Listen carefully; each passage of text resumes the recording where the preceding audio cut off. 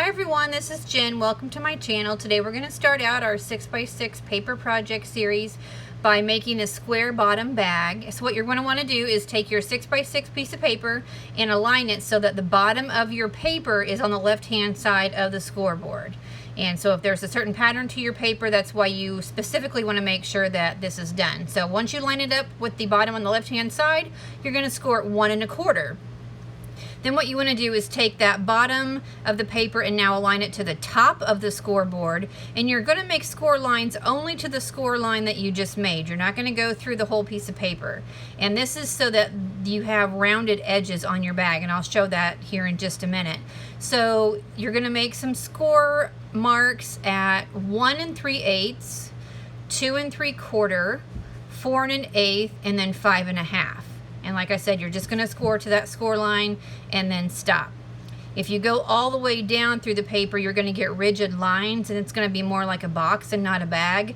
So stopping at that score line just makes your project round, more rounded than rigid. So then what you want to do is there is a little 1/2 inch notch down in the corner there that you can just cut out. You're not going to need that. And then these score lines, I notch mine, which means I just cut a little bit out, kind of like a wedge on either side of that score line, and that prevents bulk when you go to put your project together. It goes together a little bit easier. So I'm just going to show you now where I put the adhesive, and I don't always put it in the same place every single time, but you have a tab there that brings everything together. And sometimes I'll put the adhesive on the tab, and sometimes I'll put it on the opposite side. So in this project, I put it on the inside of the project, opposite the tab, and then I lay down my adhesive on the bottom tabs so that we can get that closed up. Let's bring everything together, and we will line up our bottom score lines and then line up with the top of the project, and then kind of push everything together. And it should go nice and smooth, just like that. The back tab is the one without adhesive, so it goes down first. And then I always fold in the side tabs, so those will go in next. And then take that front tab, and you're just going to fold it backwards, and that will give you a nice smooth finish on the front of the project. So that's basically the project that we're making for this first round, and now we're going to start embellishing. So what we have here is 3 pieces of paper, and 2 of them are 3/8 by 6, and the other is 1/2 inch by 6.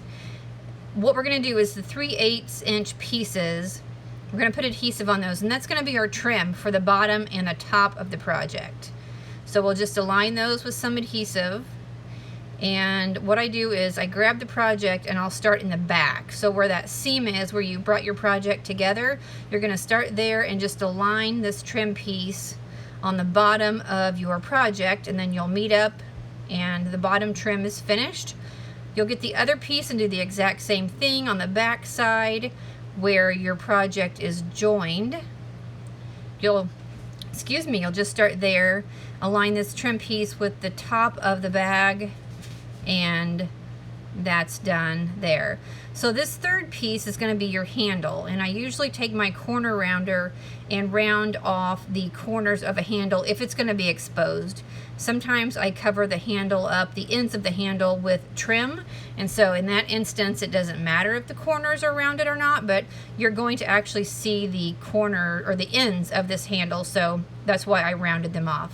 So I have my little hole punch here. I'm just punching a hole in both ends of the handle, and then I'll take the punch and put a hole in the sides of the bag, trying to center them up and get them as even as best as you can.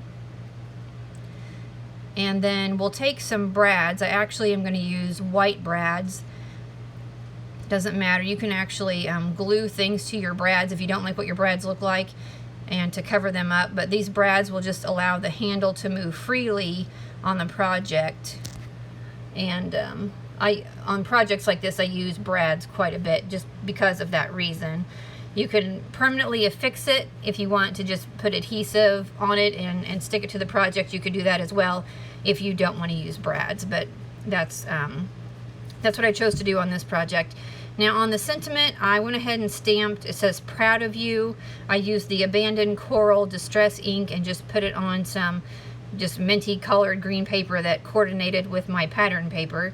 And now I'm sticking some dimensionals on there to foam dimensionals so that it'll stick off the project just a little bit, give it a little more interest. And then we'll just lay that sentiment on the project and we'll almost be finished. And that is the project, the square bottom bag. So we'll come back for the next project. See you soon. Thanks for watching. If you would like to purchase the products that I use to make these projects, you can do so by going to my Etsy store labeled Genuine Store.